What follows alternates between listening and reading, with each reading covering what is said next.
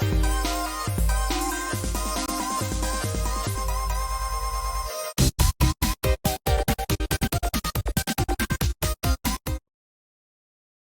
everybody, and welcome to our day early comics preview show. I'm Andy. I'm Matt. We're here with Infinity Flux Comics out of Chattanooga, Tennessee, and this is our longer show where we're going to be going over about 20 different books, telling you all about them. Spoiler light, we'll tell you if there's big first appearances, reasons why you'd want to pick up the book, especially what the story is, and maybe that connects with you and pulls you in because we are all about reading our comics, loving the stories, all of that. So, I think this is at least for me, this was a big week. There's a lot of really good hmm stuff. At least the ones I read, there's no stinkers. This was all like, I have something to say about all of them. Oh yeah, my notes on this one are probably longer than maybe the longest ever. That's why I Wow. had to turn the thing the other way just to see them all. Yeah, so let's get into this, starting with one that I think hopefully our audience and I know us for sure are super interested in and kind of following the continuing saga of Spider-Boy. This is Spider-Man number 11. So, this is the big issue. For one, it is the final issue of the adjectiveless Spider-Man title. You know, amazing still going on, Yeah. but for Dan Slott, this is the last issue of this. But you will not be missing him for too All long right. as we get Superior Spider-Man and Spider-Boy number 1 coming up in a few months. But how does this all wrap up? Well, I'm happy to say, because we were wondering, like, how many answers will they give us to the mystery of Spider-Boy? This delivers. So in this, basically it picks up right where the last issue left off, where they're fighting Electro, That's right. Yeah. and Spider-Boy kind of came in and saved the day. And before he can escape again, Spider-Man webs Spider-Boy to the wall, basically, and is like, "Look, man, you've got to tell me who you are. You keep saying we were partners. I don't remember you. I have to know like what's your story." I like that. No nonsense. Don't let's not make things cryptic. Just tell me straight out. I'm gonna Yeah. web you to the wall. You can't go anywhere. Give me everything I need to know. Yeah, the web to the wall thing is funny too because you'll have to read it to find out. But Spider Boy's prepared for that too. Oh, So I'm not going to give away all the answers, but I'm going to tell you a little bit of like what we learned. So we do learn um, their first meeting, what okay. uh, what kind of was the circumstances of Spider-Man finding the soon-to-be called Spider-Boy. We do know his name is Bailey, Right. but where was he? We don't completely have the full answers, but we do kind of get the transition of out of a situation where Spider-Man has saved Bailey. Now, Bailey does have, his spider powers are pretty intense, especially his spider sense that allows him to even touch something. Like in this issue, he touches a shirt that's hanging on a clothesline and knows that the man who owns this shirt is in danger Okay. somewhere. That's what Spider-Man was trying to do with his powers in his Yes. story arc, was mimic that. So we learn kind of what happened when what was the first step Spider-Man took when he found this boy who had these powers. Well, I'm not going to give away who he goes to, but there is someone that he thinks may be able to help Spider-Boy rein in his powers, which is super fun to watch. And kind of give Spider-Boy a second mentor that I think a lot of people are going to be surprised about. We learn really a good like lineup of here are his powers. Here's what he can do, what he can't do, why he's wearing these like tennis shoes. All that kind of stuff is really cool. But also what characters he interacted with back before he was kind of erased from reality. And it turns out a lot of the heroes knew who he was, Okay. which is really fun to see. Um, we also find out why he doesn't have web shooters, or at least we get let's just say he doesn't want to talk about it Okay. because maybe it was too embarrassing.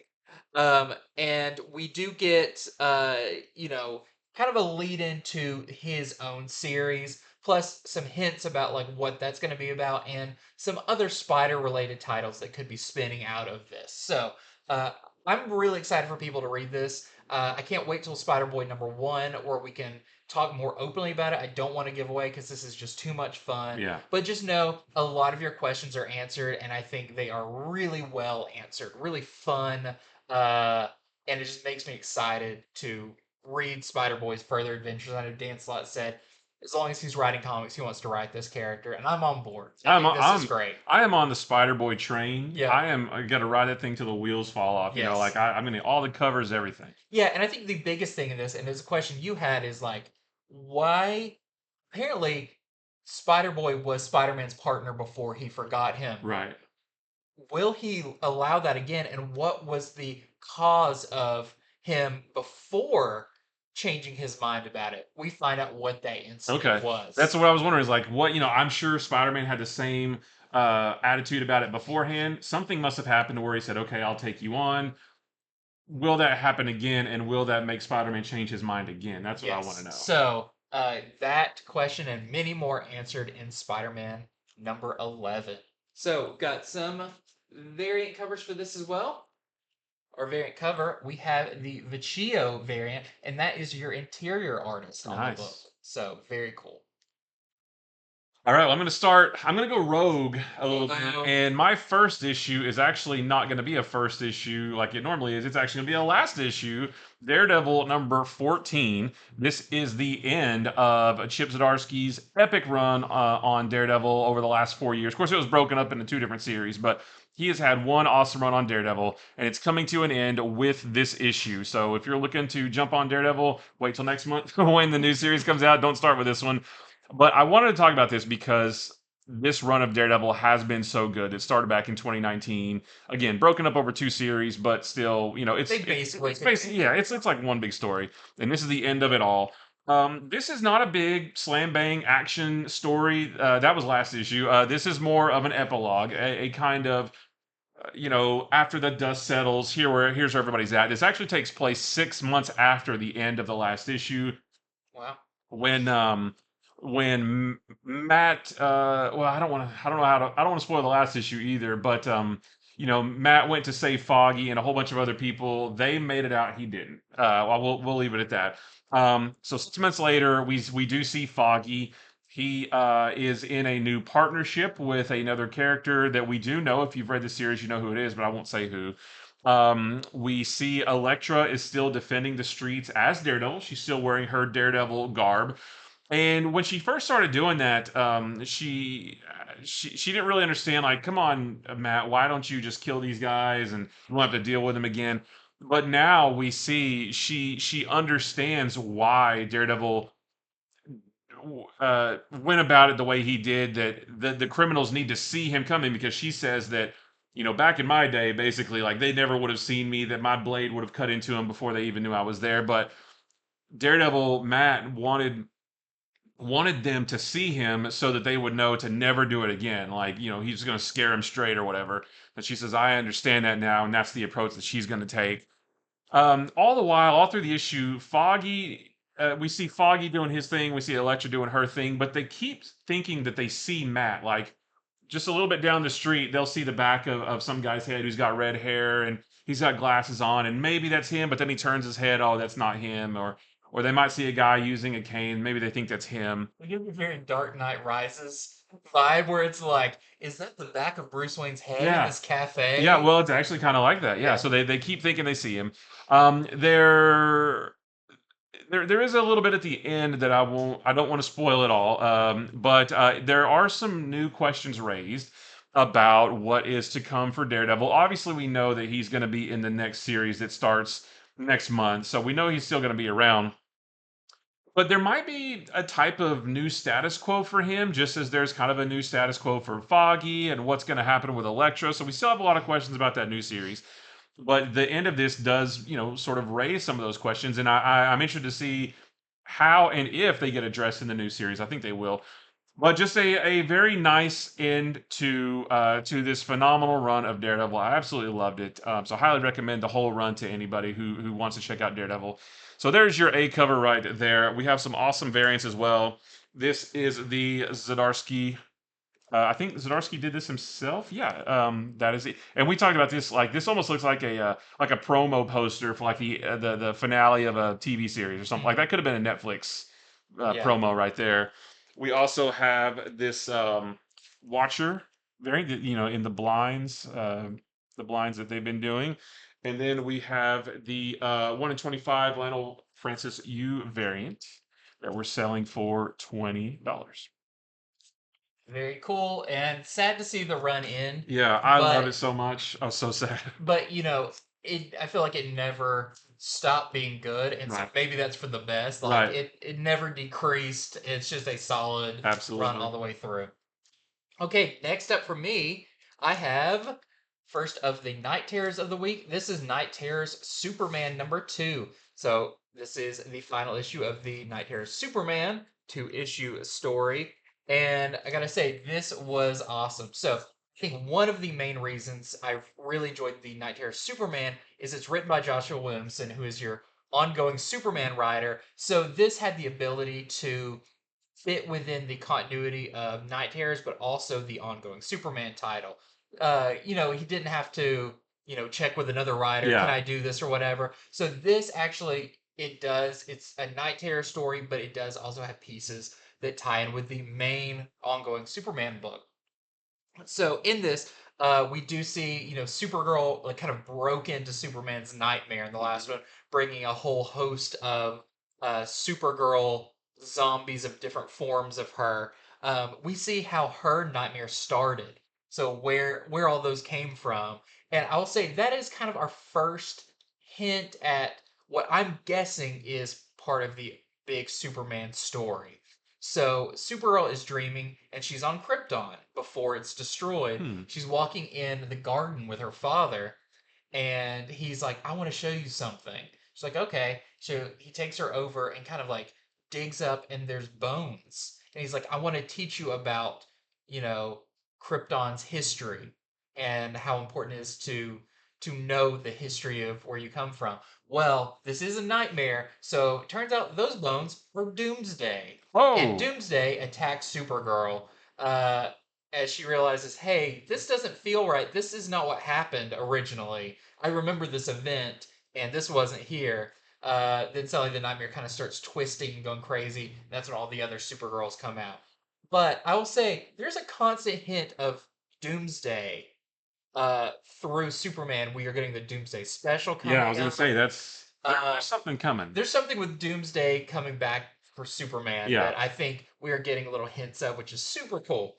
Um, but the main part of this is, of course, Superman and now Supergirl trying to get out of this nightmare.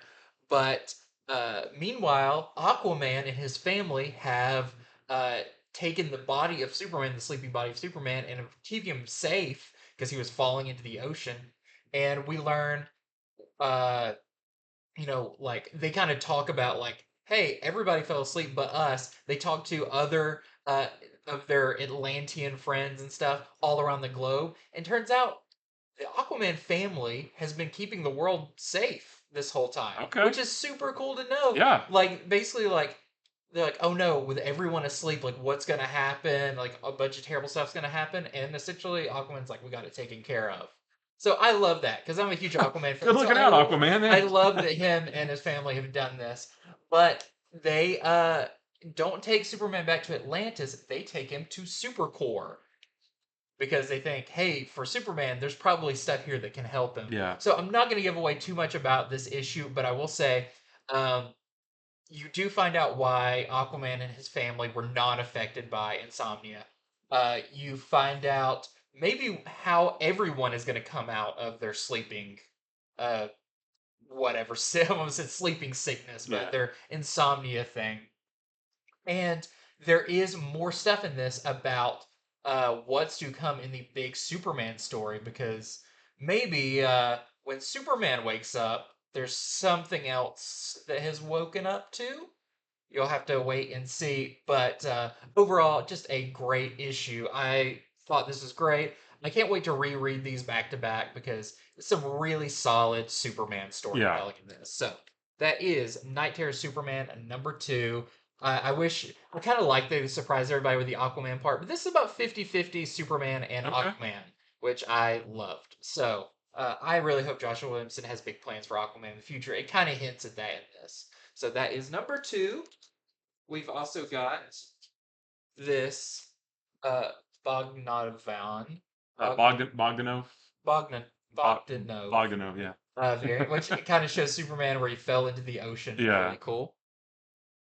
We've Oh, that's got right. He like just fell out of the sky, didn't yeah, he? Yeah. we've got this Jiang variant, and we have this 1 in 25 Michael Janin variant that we're selling for $10 with Supergirl. All right, well, my next one is a first issue. This is a new book called The Cull. This is from Kelly Thompson over at this is being published by Image. The art is done by Mattia de Iulis. I'm sorry if I pronounced that wrong. So this is a very mysterious story. This issue mostly serves to introduce us to the characters of the story. It's we've got 5 different characters. We've got Kate, Cleo, Will, Wade, and Lux. And the gist of the story is they want to they're filming a short film. You know, they're indie filmmakers.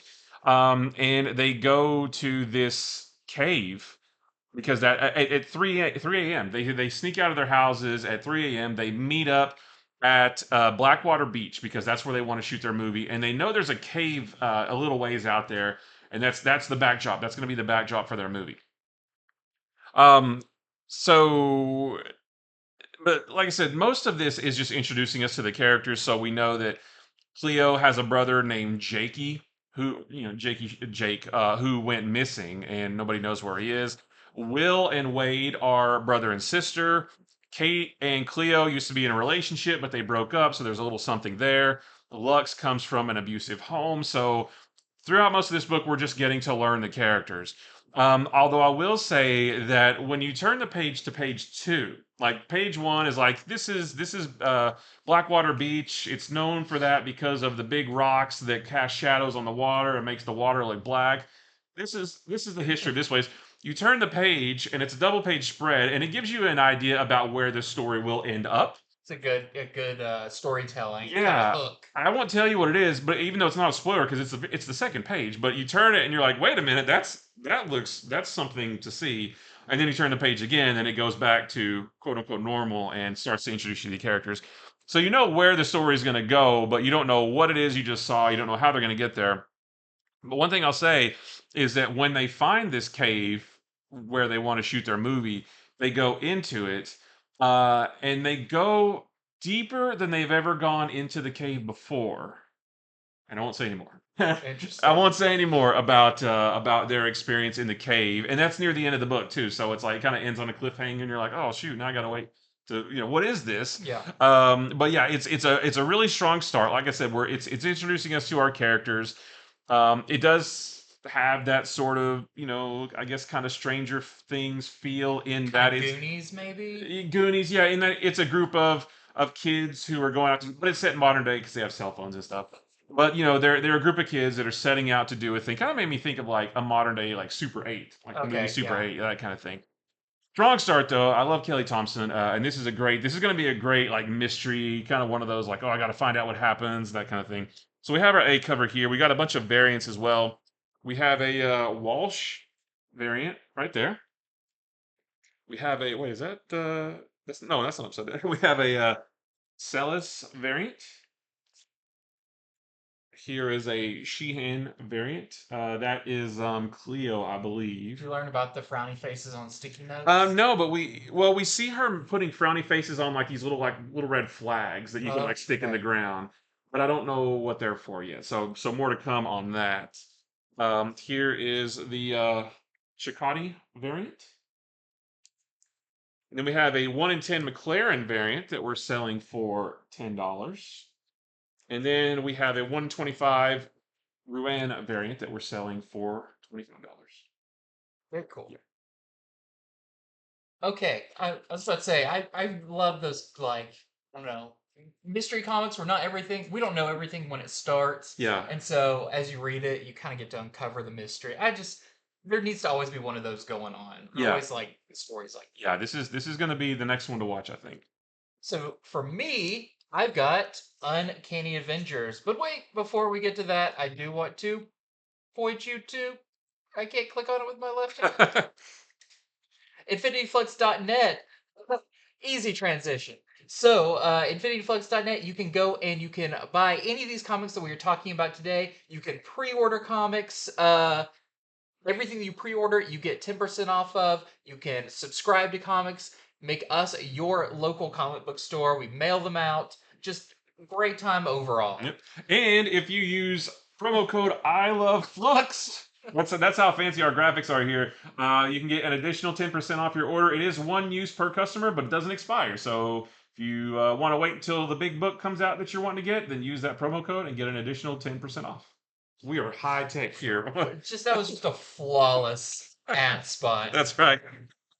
No. Okay, so now I will get into Uncanny Avengers. So this is part of the Fall of X storyline. This is written by Jerry Duggan and art is by Javier Guerin. And I will preface this by saying I read a lot of the X books. As we do these shows, we kind of have our little circles that we are the ones who cover. If it's one of these books, you're covering a lot of the Avengers stuff, but this is more of an X book, so it kind of falls to me. I've been reading a lot of those. I've been reading a lot of the X books, but uh, haven't been keeping up with all of them. And I'll say, if you're not fully invested in them, they can be very daunting. Yeah, especially these last few years, the whole Yeah. Krakoa thing. I mean, that's Yeah, which I commend them. It is a robust story they're telling. It's stuff we always ask for. Oh, I wish these books could keep going and not switch up the storylines. Well, they've been doing that, but it has been hard to keep up with every little thread that's been going on. All that to say is, I loved Uncanny Avengers. I thought this was great, and I didn't feel like, I read Hellfire Gala, I knew what happened there, and this seamlessly transitioned from that. So, why did I love this so much? So, for one, it did feel really accessible.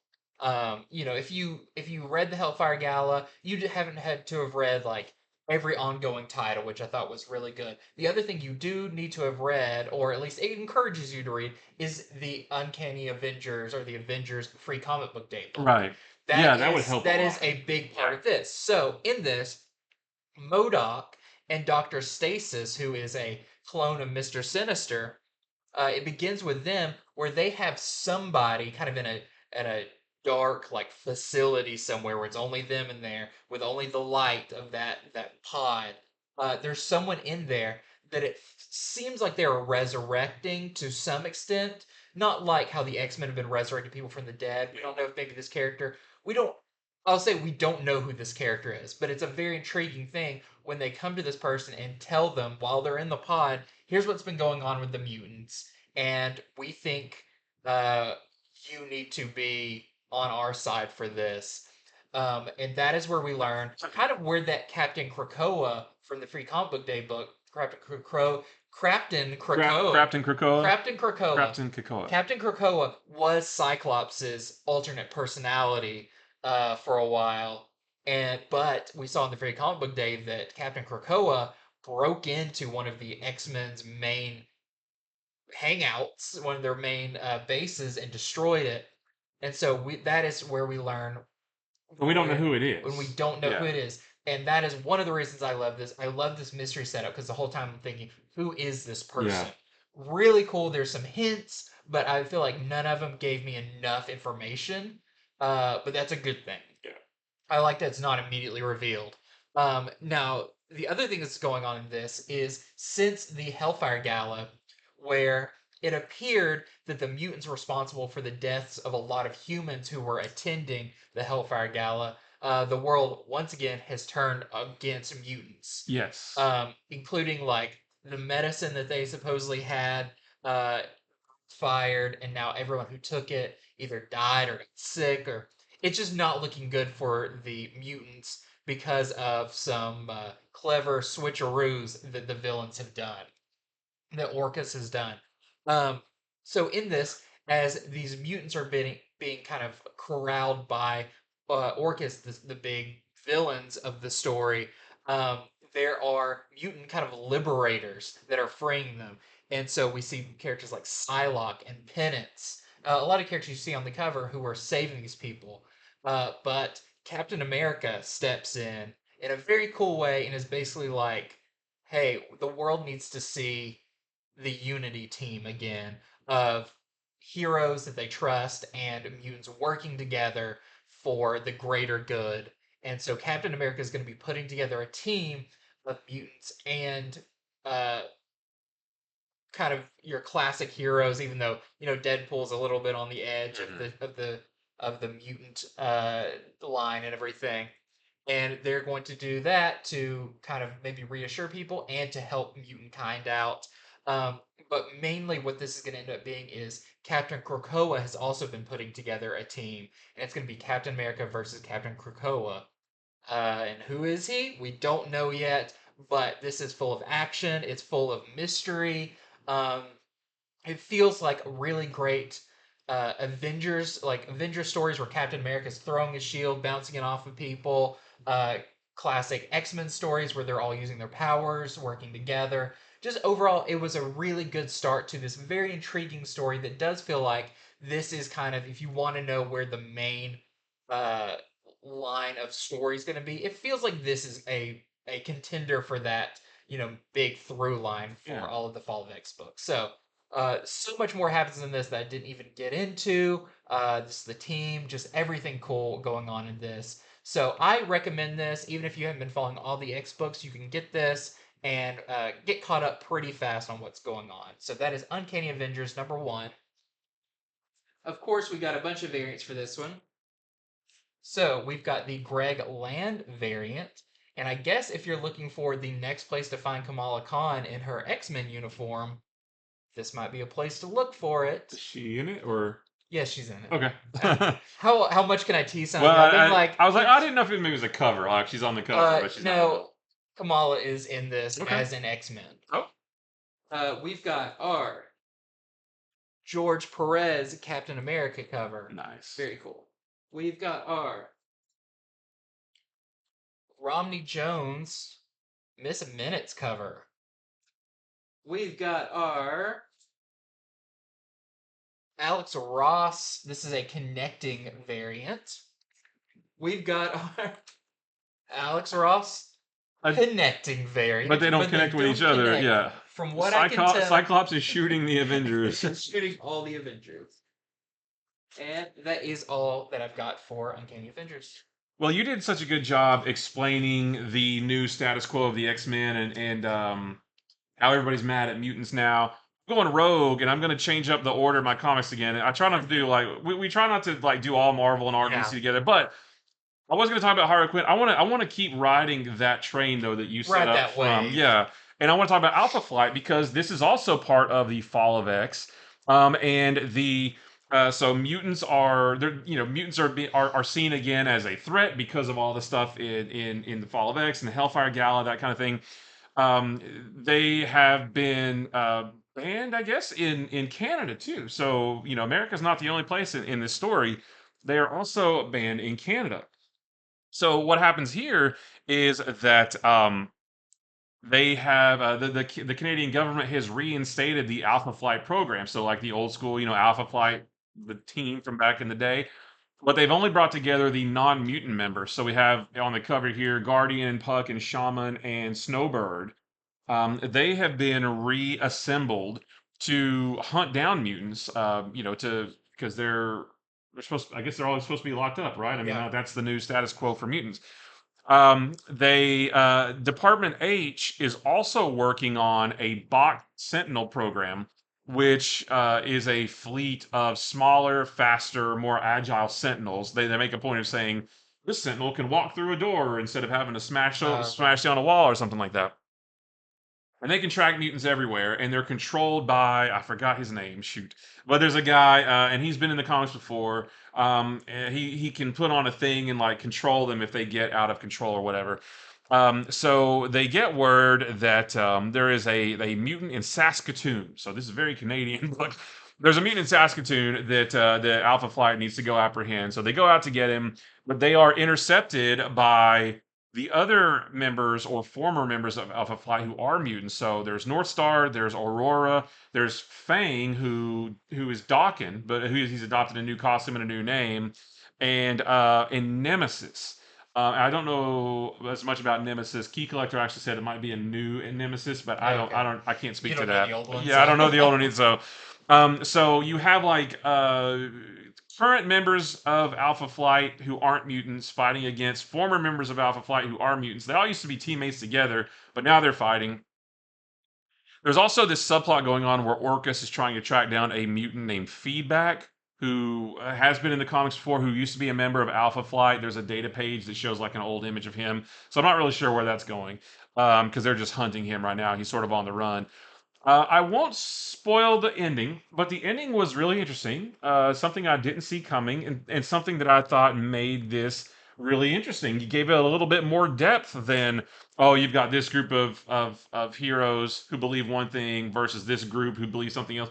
The ending to this added a little bit more depth to that, made it a little bit more interesting. So I haven't been reading any of the X-Men books whatsoever. I know what happened in the Hellfire Gala just because I flipped through it and you told me, but I know enough to understand what's going on. I don't really know all the players and Orcus and where they come from and why they're who they're made up of, that kind of thing. But I know Alpha Flight, and yeah, so I was able to follow this along. So if you're looking for an Alpha Flight book and you know the basics of what's going on, then this might be a good one to try out. And it's also just great to see an Alpha Flight book. Yeah, You know, with the old school members in their yeah. classic costumes and everything. I mean, that's what they look like in the book. So that's great. So we have our A cover here, and then we have a Miss Minutes variant from Ron Lim. We're going to see her again very soon. And then we have a Jurgens homage variant. I don't remember the issue number, but yeah, that's what happens in the book. Like these guys fight these guys, and it's pretty cool. Very interesting. Yeah. Okay, next up for me, I've got Void Rivals number Mm. 3. So the Inner John universe. Right. That's what it's called, Yeah. right? Yeah, okay. Continues. I don't know why I can never remember Inner John universe. I think I'm looking for like a Ingerverse or something Yeah. like a one word thing. Right. The Inner John universe continues, the big crossover of Transformers, G.I. Joe, but all spearheaded here in Void Rivals. And what I continue to love about Void Rivals is it makes you care about the characters that aren't Transformers or Yeah. G.I. Joe. Like I really care now about um, these two characters from warring kind of sides of a black Yeah. I want hole. to see what happens with them. Um, they were forced to work together to get off of this asteroid type thing, this desolate planet. And now in the last issue, they got um, taken by another ship that turns out it had, and I believe this is what they're called, the Skuxoid, which is a Yeah. pig-like creature Huh. from deep Transformers Yeah. lore, which is a really interesting way. Yes, we got Jetfire in the first issue, which Hmm. was like there's a Transformer, but the way that they're kind of creeping into the Transformers universe is interesting because it's not like Optimus Prime doesn't just like punch through a wall and is like Autobots roll out or Yeah. anything like that. It's like no, this is definitely like a crafted story to make sense with the Void Rivals world. When you read this issue, you'll see what I mean, but they have been taken onto this ship where they are confronted by a Skuxoid. And what's really funny is like they manage to get away from him. And he's like, it's fine. My ship's really dangerous. So they're going to get caught somewhere. And so they run off and they're like, he's not really following us. I think we can go for like find some food and a place to hide, which is just a really because it's a really big ship. Yeah. So, but of course, danger is around every corner and behind every door. It's really fun because one of the characters has kind of like a risk communicator that's kind of like a little like droid type thing. Oh He yeah. tells him about is like this door appears to be a jail cell because it's double reinforced and stuff like that. Like it kind of tells him about Like what's going it on. has a name too. I don't remember what Yeah, the I name can't is, remember. They but bring it yeah. up in the letters page, but it's really fun. But Handroid. hand, That's what it yeah, is. the hand droid. Uh, You think? but yeah, it Yeah. is, Okay. and they talk to him. That's just a really fun part. Yeah. But what's really fun is what is behind the doors in this place. Who has this Skuxoid been keeping prisoner as well? So that is another. I will say, no spoilers of who or what it is. It did also require me to Google when I saw their name and be Okay. like, Now, who is So there's this? another one in that. Yes, Okay. there is another Deep cut. another deep cut. Yeah. It may not be deep cut to your most deep loving Transformers. It's Sure. just like there's hardly a deep cut for Star Wars for me. Right. It feels like they're all right, Yeah. skin surface for me. But for They're me, all paper cuts for Transformers, you. I know a lot about Transformers, but there is some deep lore that I'm not as familiar with. Same with GI Joe. But you'll have to read it to find out what is behind one of these doors and how does that maybe help them propel our two heroes home. Hmm. But the other thing I'll say is, who can you trust in this? That's kind of a question that has been brought up because initially you're like, well, they can't trust either of them. You know, Right. they're from warring factions. But as they go on, maybe who you trust and who you can't trust change, not just between the two, but between everyone who's now involved in this, which I thought was a really fun twist. Just another fantastic issue from Robert Kirkman and Dave Felici. So continues to be great. You know, I'm always excited to read it. It's always the first one I read when I get it in my stack, and I can't wait to see what's coming. This is also the first issue where we get a letters page. Oh, nice. And Robert Kirkman is fantastic about his letters pages because you have the editor in there, but you also have him answering questions. This is no different. He gets in there, he's making jokes, he's discussing, GI Joe Transformers lore, what we will be seeing. Are there any plans for certain things? People ask great questions, and he actually gives answers. Okay. So don't skip out. Let's just say with any Robert Kirkman book, don't skip the letters page. Yeah. There is a lot of fun there. And lastly, I'll mention that if you didn't get a chance to read the preview pages for Transformers #1 that is coming up Right. by Daniel Warren Johnson, those are printed in the back Oh, of very this. nice. So Because where were they before? They were in they the were in the Image the preview image. book, Yeah. but which is now only digital. So this is the first Yeah, time that's it's right. printed. You get to read it, and it's just great to read. You know, it gets me really excited about all of the books to Yeah. come. So, yep, don't miss out. Even someone asked, not to go too long on this book, but someone asked in the letters, you know, I love Robert Kirkman books and everything like that. I'm loving Void Rivals, but my knowledge of Transformers and G.I. Joe is not super deep. Um, will I be lost picking up Transformers #1 or Duke #1 or Cobra #1? And he says, no, they are made for people who don't know. They're all perfect introductions to those New worlds. reader So friendly. I just want to let everybody know that because I believe you can pre-order at least Transformers #1 now. If you're like, I've never read a Transformers book, go ahead and pre-order it. Yeah. Try it out. It does sound like it's going to be new reader friendly. That's from the horse's mouth. Yep. No offense, Robert Kirkman. Sorry, you're not a horse. You're not a horse. But another reminder, you can go on infinityflux.net and pre-order Transformers #1 by Daniel Warren Johnson right now. So that is a long spill on an issue, but just want everybody to know some of the cool stuff in this. Void Rivals #3. We've also got this James Heron variant. I like that. Yeah, so cool. And we have this 1 in 10 Molly variant that we're selling for $10. All right, so getting back on track for my list, we've got Harley Quinn, Black, White, and Red are #2. I'll say that I'm not the biggest Harley Quinn comic book fan. Chill, Matt. I kind of look at her as like a Deadpool comics, where it's like it's a lot of reading it is it's just a lot of nonsense, right?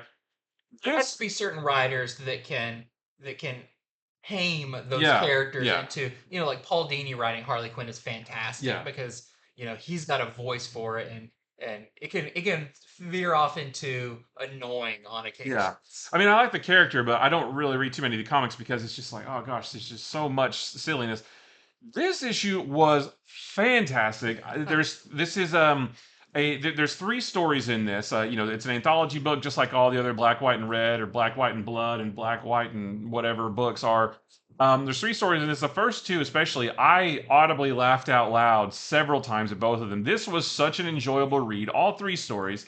The third story is a little bit more subdued, but the first one is called Origin Stories for Dummies. And in it, Harley gets upset that everybody keeps associating her with the Joker, even though they've broken up. They know her as being, she used to be with the Joker. Everything ties back to her time with the Joker. she gets upset. She wants a new origin story. So she captures Zatanna to use magic to give her a new origin. She says, "Give me the Batman origin." And so Zatanna, she reluctantly, she's like, "I don't think you want that, but okay."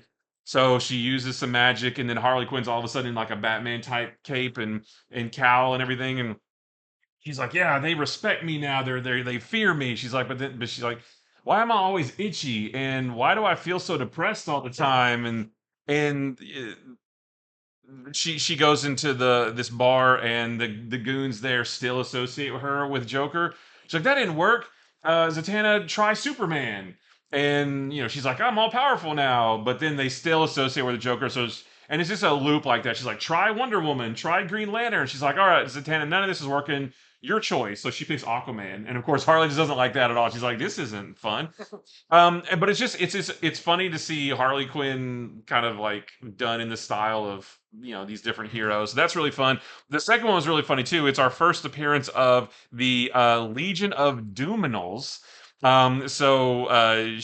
There's this like best in show type, like dog show, like best in show type thing in Gotham, and the winner is the League of Super Pets, which consists of Jumpa, Nightwing, is it Dig, like the Green Lantern? Venture. Maybe.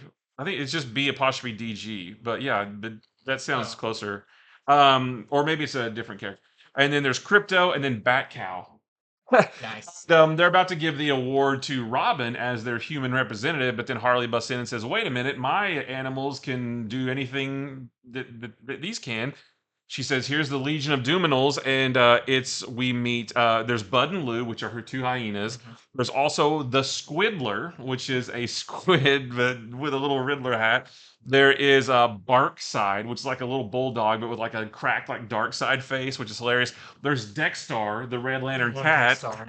and then there's a character called the Kawarla, which is like a koala with a mask on it. And they go through all these different competitions, and it's just so funny. I'm sorry, Arcside is the best though because there's like different panels where he just goes woof, and there's a little asterisk, and then the caption box to translate that says like Arcside is, or he says woof, and the translation is pay no attention to me. Instead, I'm going to bring doom to your world. All should be scared of me. It's really, really funny. And then the third story is called Coffee and Pie. Oh my. Harley's in the diner with Commissioner Gordon after she beats up a group of cops, and he says that he's got to take her in. But they kind of have a heart to heart, like she tells Gordon why she does the things she does, why she's back in Gotham, that she's trying to atone for the things she's done. She wants to be better, that kind of thing. And he says, "I've still got to take you in," but then there's a little something at the end where maybe that doesn't happen. And the end is like really touching. Like it's an entertaining story because while they're talking, the story starts and the diner's a mess. And while she's telling Gordon about everything, we see a flashback of her beating up all these cops Hmm. and all this stuff. So it's just a fantastic issue. Like me not being the biggest Harley Quinn comic guy, I loved this. So if you're a Harley Quinn fan, you're definitely gonna love it. If you're a Harley Quinn so like me, you're probably still gonna love it because this is a really really fun issue. I like it a whole bunch. So we've got our A cover there by Chris Samney, and then we have a Joelle Jones cover, which It's looks really really cool. nice too. Yeah, I like that a lot. Okay, next up for me is a DC one. It is World's Finest issue number 18. So this is a little kind of a in-between story, but don't think it doesn't matter because this is the new origin meeting of Superman and Batman. We've got All that in the right, yeah. past. This is the new version of it, and it's really fun because you can tell this is early days for all the Hmm. characters, and something comes through on at the Daily Planet. It's a story that Clark needs to write up about, and it is a uh, Riddler has written something on the wall of kind of a safe that he's broken into, and basically the newspaper's like, "Hey, we're gonna print it and see if anyone can solve it." Okay. So it's really Didn't they do interesting. that in Zodiac? They might have, Yeah, yeah. I think so. But the weird thing is, it's illegible to everyone but Superman because it's written in Kryptonian. Kryptonese. They call it Kryptonese, Okay. which I didn't. I thought it was Kryptonian, Kryptonian. Yeah, that's right. but they say Kryptonese. It's written in that. How does the Riddler know Kryptonese or Kryptonian. So of course Superman's like, okay, this is my job now. Yeah. But he's never met Batman. But it seems like Batman is aware of Superman, and Superman is aware of Yeah. Batman. They just haven't really crossed paths. So Superman uh, heads to Gotham to figure it out. Um, and he basically like finds Batman as like, hey, I know what this is. I know you're a good guy in this city. I'm going to tell you that I deciphered this, and it's just a normal like Riddler riddle, which is really funny. And Superman's like, I can't quite figure it out. Batman's like, I got it. But this leads to some really weird stuff involving the Riddler. But I have to say that the other thing that's going on is people in the city are disappearing Oh. in Gotham. And there's the worry that whatever it is going to spread to Metropolis as Yeah. well. So there's kind of like this ticking clock of like people are going missing, including Alfred. So Oh. you've Okay. got the anger of Bruce Wayne behind that as well. It's a very young Bruce Wayne. He still wears like a little sweater vest, and Okay. it's really fun. But is Riddler behind this, or is somebody even behind Riddler? What? Some the Mark Waid has done a great job with all of these stories showing you why Superman and Batman need to be a part of this story. It's Mhm. not just like, well, Superman could have flown in here and fixed all of this. Sure. There's a reason why both of them are involved in this. And we do see the moment where they learn each other's secret identities, which Okay. is great. Um, because Batman, you're not going to pull anything past him. So very, very fun issue. So highly recommend this one. And this was part one. So I think this is Oh. a multi-part story as Oh, I thought it well. was just a one and I think it done. was too, or maybe it's the other parts are gonna like kind of change.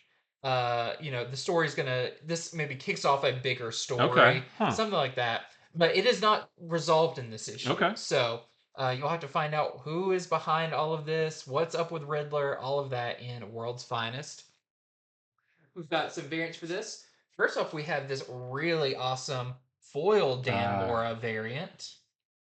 The foil books are back again, and people are loving them.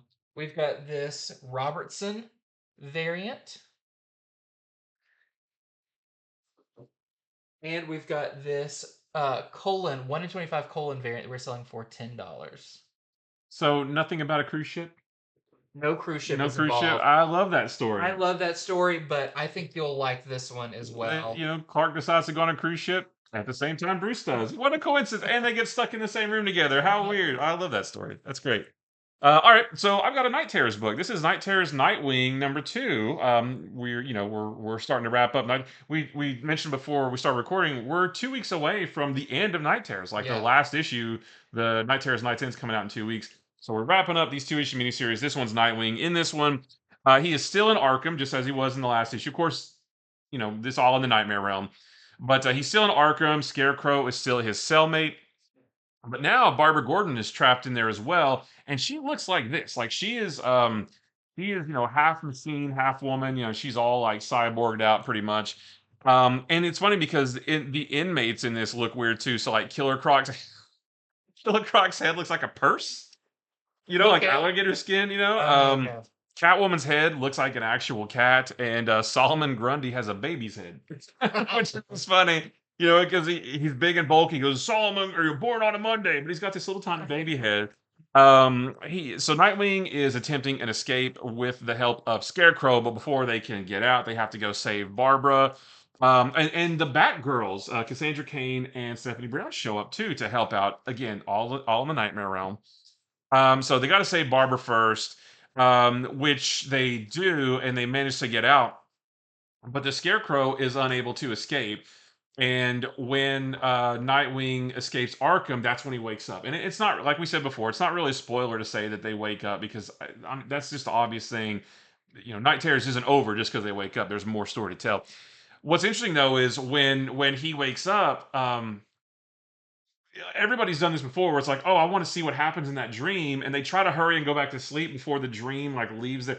And Nightwing does the same thing. He's like, oh, I want to, I need to see what happened to Scarecrow, and he tries to go back to sleep. And I thought that was really interesting because that's a real thing that happened. So just the end to Nightwing's Night Terrors miniseries, just craziness in Arkham.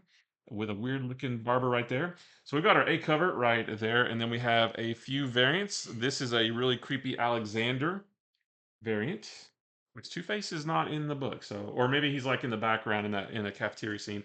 Now these ones are great though. The Matina variants, all of these have been super good. And then here's a 1 in 25 a George Eve variant we're selling for $10. Very cool. And next up for me is another X book that I really enjoyed. This is Dark X-Men #1. So this takes place after. I'll start off by saying this is by Steve Fox and Jonas Scharf. And this takes place, it says X weeks after Hellfire Gala. I'm like, is that 10 weeks? Or we Yeah, just put some time yeah. after because we like the letter X? I don't know. Not sure, but it is sometime after the Hellfire Gala. And Madeline Pryor, who was the Goblin Queen, Hmm. um, is in her tower, her limbo tower that is in New York after the Dark Web story. Right. I was wondering we were We're gonna gonna. come back to that. Yeah. So that's where she's currently located with Havoc. Her and Havoc have a thing going on, Okay. which is Jean and Scott and Havoc and Madeline, Madeline and Scott were a but thing. also Madeline Scott were a thing. It's a weird Or is it love. a different Madeline? Is this the Madeline from I back think then? it is. Eh. You'll have to judge that. Yeah. But those two were kind of our main characters in this one, and it's really, really cool because people are picketing outside of this tower Mm. because of the stuff that happened in the Hellfire Gala. They know mutants are in there, and a lot of mutants are seeking refuge in the Limbo Tower because they're like, this is a little bit more my speed. Like Azazel is there, and some kind of darker X-Men Yeah. characters. That you see some of them on the cover here. But it's really cool because Madeline's basically kind of like locked this place down and their business is going about there. But she knows, like, hey, uh, it looked like, when everyone left Krakoa, when Xavier made everybody go through the gates, we didn't know what happened to people. And she's like, I remember back during the mutant massacre when all of that happened. So it must be the same Madeline then, I Yeah, guess. he Yeah. said that I remember how horrible it was for psychics because all those people dying at once Oh yeah. was terrible. That didn't happen again. The only thing I really noticed was Jean Grey died. Spoiler for Hellfire Gala from a Yeah. few weeks ago. Jean Grey died. She's like, that was the only thing I noticed. That makes me think they're not dead. The mutants are not dead. But we know they're not, right? We know they're not, We but know they that, but don't they know don't know. they. Okay. So what does she do? There is a secret room, and I don't think this is a spoiler because it's just too cool, and you gotta. It's kind of tells the story. Um, she has a room where she has her own version of Cerebro, but it's made of Ah. bone, and Ooh. it's called Okay. it's called the Cerebone. I wish it's Cerebone. called something uh the Mercy Crown. It's Okay. just like, okay. But it is essentially the same thing. And she's like, oh, there's mutants out there. So she is like, now it is my responsibility to pull together a team to go and save these mutants before Orcus or people riding people can get to them. And so then we see a girl and her friend, and the dad of the girl rats out the friend and basically like, I found out that she's a mutant. I'm just trying to keep my family Yeah. safe. They take her. Turns out this is a character from the what was the book called with the young new X-Men kids, Children of the Atom. Oh right. Oh, we haven't seen them in a long time. Yeah, one of them, and this is who Madeline's team are going to try and save. So there's a lot of twists and turns as that goes down. There is a lot of cool characters in this. You can see a lot on the cover.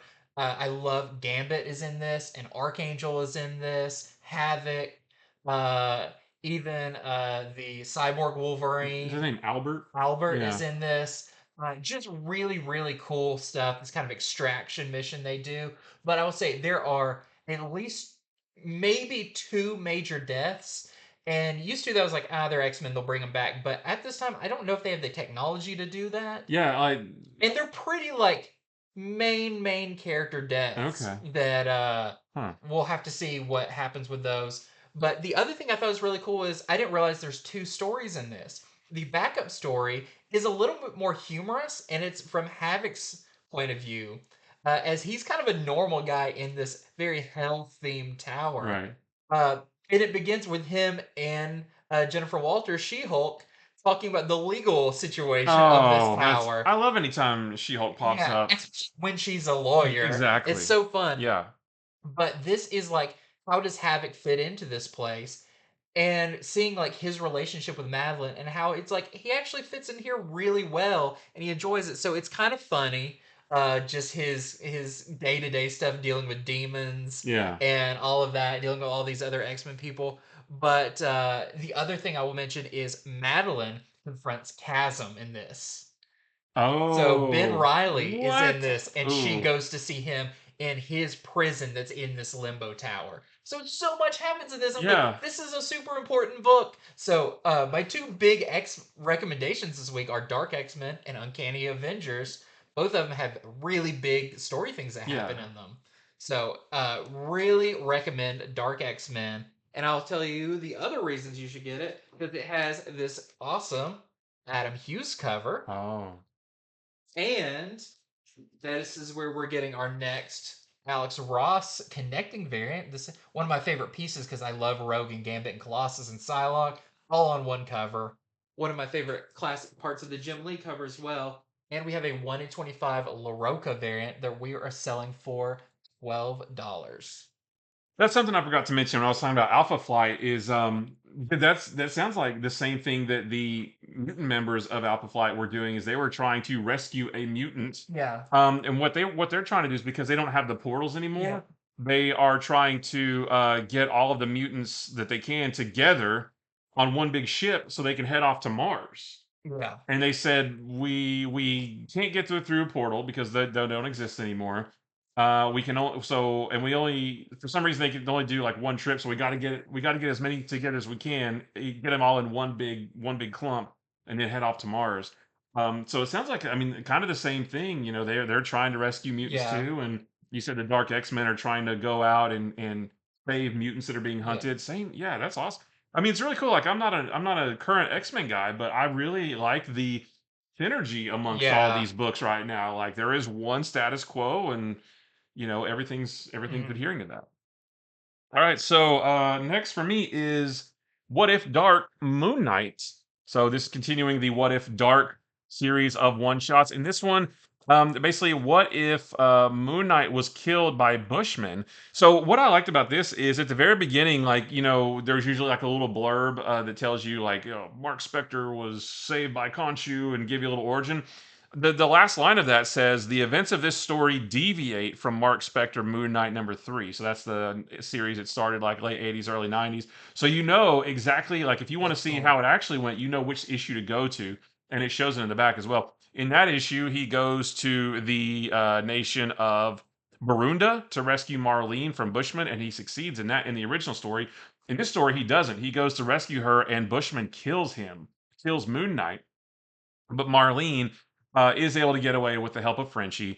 So they get back to the states after Mark's funeral. Marlene's pretty angry uh, uh, because you know Moon Knight was killed. She's sad. She's angry. So she's angry at Khonshu, and she destroys Mark's statue of Khonshu. You know, just hacks it up. It crumbles to the ground. But then there's this box over in the corner. This light shines out of, and it's a different god. It's not Khonshu. It's Ra, and he bestows these light-based powers on her, and she becomes a luminary. So not Moon Knight, but she becomes a luminary that you see right here. There's one night she's at this big, you know, fancy art auction that Mark used to throw, or I guess maybe Stephen Grant used to throw them, but they just say Mark. She's approached by a representative from Barunda who tells her to stop buying artifacts from their country for these auctions, and if she doesn't, Bushmen will kill her too. So she goes on the offensive. She travels to Barunda for a final showdown with Bushmen, and I'll stop there. I won't tell you how that all shakes out. But it was really cool. I actually really like that design Mhm. for her right there on the top. She has, you know, Moon Knight doesn't really have powers, but she does. She has these light based powers where she can, you know, her hands glow. She touches the face of like a mugger, and his face like burns. Hmm. So it's light, it's heat, that kind of thing. So she's a little different from Moon Knight. But really cool. This is just a what if book, but I wouldn't mind seeing more of her. She's around in the current Moon Knight series. She's not a central figure, but she's still alive in the Mhm. main book. So I'd love to see a return of that somehow. So we've got our A cover right there. We have this Corey Smith variant, and then we have a Magno variant as well. Very cool. All those What If Dark have been pretty Yeah, cool. they've Just been pretty good. cool other Yeah. stories. Okay, next up I've got, and I'm loving Ninja Turtles right now. I just can't get enough. And that is why I read Teenage Mutant Ninja Turtles Splintered Fate. So this is by Barajas and Verdugo. And this is, I didn't know going into it that this is a based on a game Mm, that's on the Apple Game Pass Arcade or whatever yeah. it's called. I didn't know that, so I went into this kind of blind. And then afterwards, when I knew that, I was like, that explains a lot of these things. So in this, the turtles are having a hard time working as a team. Even some Mousers kind of gave them a tough time because they're not working together. Of course, Splinter is not too happy about this. You know, he knows that they can do better, all of that. But there is a mysterious character, a villain that shows up that can open portals, kind of a spectral looking character. And he's kind of orchestrating something to get the turtles. He even offers maybe like Leatherhead a chance to revert back to Leatherhead's original form and live kind of a peaceful life. And so he kind of makes these promises, and in doing so, also sets a trap and steals Splinter. And now the turtles must team up to hunt down whoever this is and get Splinter back. That does feel very, very video gamey. The most video game part is they go through a portal and they end up in this one place, and there's a man there, and he's got a table with a bunch of shiny weapons on them, and Okay. he's like, they're like, these are upgraded weapons. I was like, Yeah. who's this character? He's called the Chairman. And then when I found out it was a video game, I was like, oh, bet between levels you can like stop at this dude and like upgrade your Yeah. gear and everything. It's like that's very video game. But in this, it's like it's presented as a really cool thing. So it's a tie to the game. It's a one shot, but I thought the art was fantastic. The designs of all the characters were really cool, and it just felt like you want a I don't want to say base, but you want like a unencumbered Ninja Turtles story, even though uh, nothing's really resolved because it goes into the game. Sure. It's still a solid Ninja Turtles book that's a lot of fun. All the characters feel right. They all got the voices. Just a lot of fun for a one-shot Ninja Turtles book. So that is Shattered Fate. It's a one-shot. And we've got a variant for this as well. This is the Robbie Rodriguez variant. I like that. Feels like that'd be on like the side of an arcade cabinet. Right. Yeah. All right, so next up for me is Tales of the Titans #2. This is, I think, a 4-issue miniseries. You read the first Yep. one, and each one of these is a one and done story of a various member of the Titans. So this one focuses on Raven. The opening page of this is actually Trigon talking to his son Trilogy.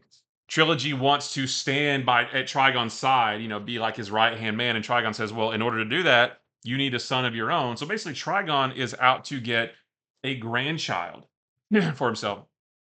Meanwhile, Raven and Starfire are at a baby shower for a former member of the Teen Titans named Pantha, but she's all grown up now. She's pregnant. And while they're at that baby shower, Raven starts to think about her own mom and the struggles they went through when she was young. And Raven wonders, she says, "Am I grown up enough?" Oh, and it's that they do make a point to say this takes place before Titans #1 Okay. from Tom Taylor. She wonders if she's grown up enough to for the Titans what will be their elevated position in the DC universe because there's no Justice League anymore. Titans is going to be it. She doesn't know if she's up to the task basically.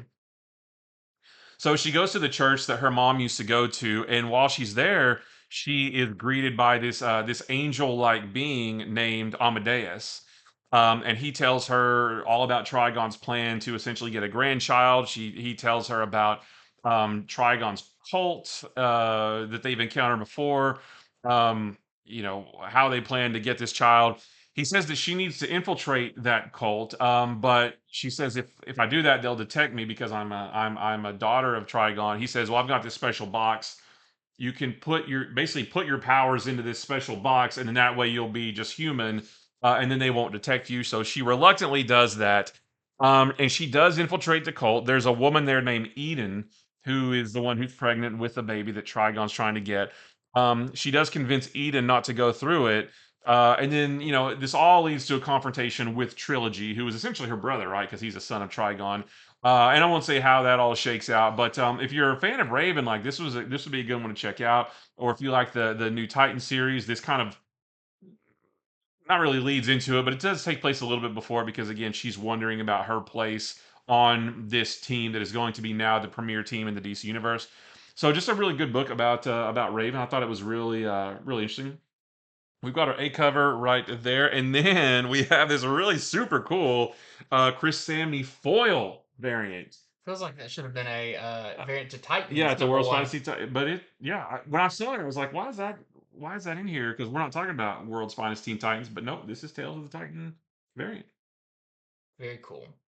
And next up for me, I've got Hawkgirl number two, the next part of this mini series. This one's really cool. That Hawkgirl is a very haunted individual, and in this, she's really wrestling with the constant noise of her past lives. She can recall a lot of her past lives throughout time, back Egypt. When she was a like a Wild West character, Hmm. all of that, and they're all kind of giving her conflicting messages. So when she's trying to do something, she's getting a lot of voices, and it was represented by the kind of these ghosts all around her. It's really cool. But the new character Galaxy that she met, who can manipulate energy and stuff Yeah. like that, really helps her. And even by saying like your wings aren't really working with your body the way they're supposed to. Let me ease that. And she kind of helps her more like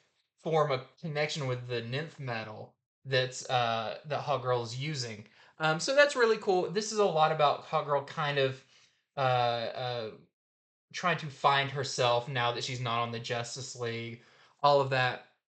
We've also got our character Vulpecula, who is this very Such weird. it's a hard name to Yeah, say. it is. Every time I look at it, I've got to like kind of sound out in my head.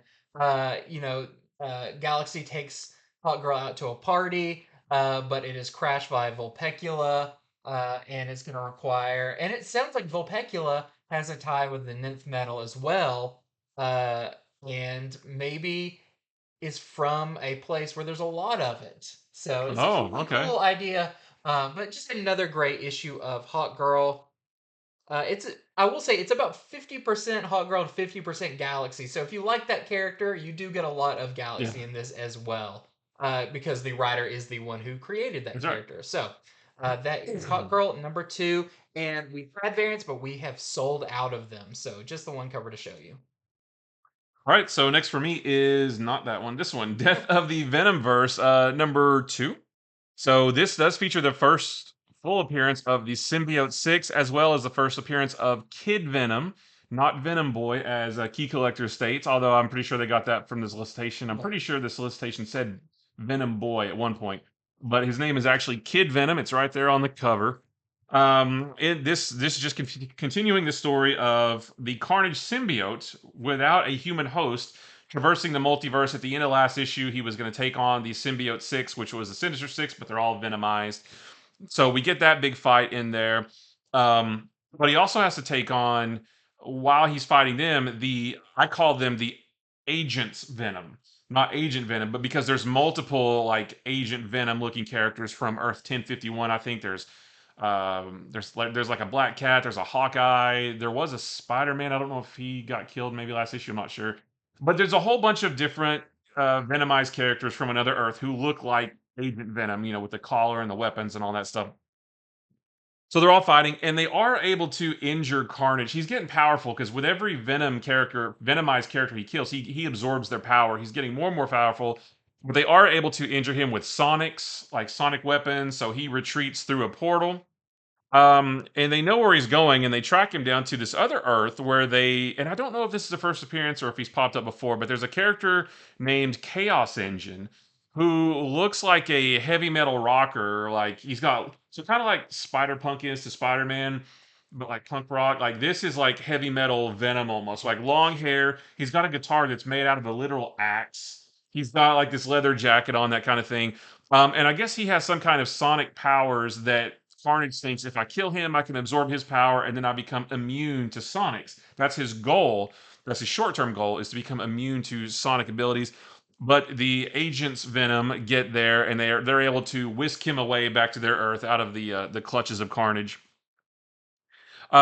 They also, the agents Venom, while they're sort of licking their wounds back on their Earth, they say they have a plan to bring in a new recruit to help the battle with Carnage. And I won't say who it is, but you do see the character on the last page. If you have been reading any of the Venom books, you probably know who it is. I haven't been, so I didn't know who it was. I actually thought it was a Venomized version of one character, but then I think it's actually a different character that we have seen before. So Hmm. I'll leave that up to you. I can't speak too much on that one. There's actually two backups in this as well. There's a backup story with Venom saving a professor at ESU from a group of thugs who want to steal his time machine, and like it's a part one of that story, so I don't really know where that's going. And it's like back when Eddie Brock was Venom. He's like regular Venom. He's at ESU because he knows Peter Parker's always there. It's I don't really know what that has to do with this. But then there's another backup story, and that's where Kid Venom comes in. It's a boy named I'm sorry, it takes place back in 1970, or I'm sorry, 977. Oh wow. And I want to say it's maybe in Japan, but I'm not too sure. But there's a group of farmers that are like up on a wall, and they're making their stand against an oni, which is like a big monster. But this one's been carnageized, if you will. Kind of looks like Carnage is taking over this big monster. They're getting ready to fight him with their spears and their shovels. They're not going to stand a chance. But then this boy named Kintaro intervenes, comes in and kicks him. He's obviously real strong. And at the end, he's like getting ready for the fight, and like the venom, the symbiote starts to curl around him. So more to come on that. It's the first of a backup story featuring that character. So I don't know what the future holds for him or what his deal is, but it looks pretty cool. So yeah, if you're reading all the Venom stuff, don't miss this one. There's a whole lot of symbiotes in this. So we've got the A cover right there. We have a few variants as well. This This one's one's really really cool. neat. This is the Chew variant, the Derek Chew, right? Yep. Yeah, that one's really cool. Here, okay, so here is our Kid Venom. This is done by Vecchio, who did the Spider-Man number 11 variant. So that's we don't get that much of a look at him in this book, but I guess that's what he's going to look like. We also have this really cool Venomized Black Cat design variant, which I guess this isn't an incentive. Nope. Normally they are, but this one's not. This is by Karatu. And then we have a 1 in 10 Dolato variant that we're selling for $10 with a bunch of different symbiote characters. Very cool. Next up, I've got a Star Wars Darth Vader number 37. This is a Dark Droids tie-in. In this, the Dark Droid Scourge has infested the Executor, which is Darth Vader's Super Star Destroyer. We see it spread throughout there, but luckily Darth Vader is not there. He is on Mustafar, Mm, which where his castle is and yeah. everything, and he is further trying to rein in his Force abilities that have been going crazy since the giant Force wave has come. But he's getting all that when he gets the call that his ship is being taken over by something, and he has to go there and stop it. It's very dangerous for Vader, even though he doesn't know it because. Sorry, there's a bug in my face. Because he's also there's a lot of Vader that's a droid, All so right. there he is at a big risk of getting taken over. And you see this cover that's got Qui Gon and Obi Wan. That's a very small part of this issue, Okay. as a droid kind of that's Vader's aide or whatever keeps reminding him like, "Hey, to overcome this thing, you might need to remember some of your Jedi training." And then Vader has a flashback where he remembers some things that Qui Gon said, some things that Obi Wan said. Uh, but I wouldn't take this too far because Vader doesn't want to have much to do with his Jedi past, and he may not pay attention to any of it. So, just it was a fun issue. Dark Droids tie-in. I think there's going to be, I think this is like a two-part tie-in, so that is our first part of it. And we've got the variants as well. Love this variant. This is the Kamikoli uh, Clone Wars 15th anniversary variant with Anakin on there. And that is the only variant I have to show right now. All right, so next up is Punchline's second issue of her Night Terrors miniseries. That is a creepy cover. Yes. So in this one, we have Punchline versus, not to be confused with the Nightwing one, Punchline versus a mechanical Batgirl. But it's different. Like this Batgirl is almost all like mechanical. Oh, she's almost all robot. She only has like a little section of her face that looks human. Um, she fights this mechanical robotic Batgirl through the internet, literally, because this is all in the nightmare realm, so weird things are happening, right? So the way that we're seeing this is, um, it looks like they're actually fighting on social media, and I don't mean like trading tweets. Like literally, the panel is like a Twitter type page, and they're fighting through that. Like at one point, these anonymous icons come out. They come out of their like round circles, and it's like a faceless army, and Punchline's fighting them. At one point, she reaches down and grabs the reply button and pulls it off of the screen and starts hitting them with it. Mhm. She's falling through like social media posts, like the box where you would read a post. She's falling through those and breaking the borders and that kind of thing. It's really neat imagery. It's very creative. Yeah. And then she gets to the point where she fights Batgirl, and they actually fight what looks like on YouTube. But I mean that literally. Like at one point, Punchline is hanging from, like on YouTube, the red seek bar where you can fast forward. He's hanging on to that. And Batgirl falls. He's falling past comments. Sounds crazy to describe, but when you see it, you'll probably think it's really cool. It's really neat the way it's handled. To the point where, again, it's not really a spoiler to say that they wake up. To the point where the way she wakes up is she's able to climb up to the top of the screen and hit the red X, and it closes out her nightmare, and she wakes up. I just thought it's a really cool imagery to see. Like I said, it doesn't sound. I'm not doing a great job of explaining it, but when you see it, you'll see what I mean. It's really cool. So we have our A cover here, and I think there are some variants, but I believe we sold them all. So this is Mhm. the only thing I have to show you. And lastly, for me, I've got Disney Villains Hades #1. So this is by Elliot Kalin and Alessandro Ronaldo, and this is really cool. I think they nailed the art. Looks just like the Disney's Hercules. In this, you think Hades is really upset about something really serious as he's vowing his revenge on the gods of Olympus until you find out that they didn't invite him to brunch and he is going to just decimate them because of this. So Hades is kind of looking through like a cloud portal at them having fun.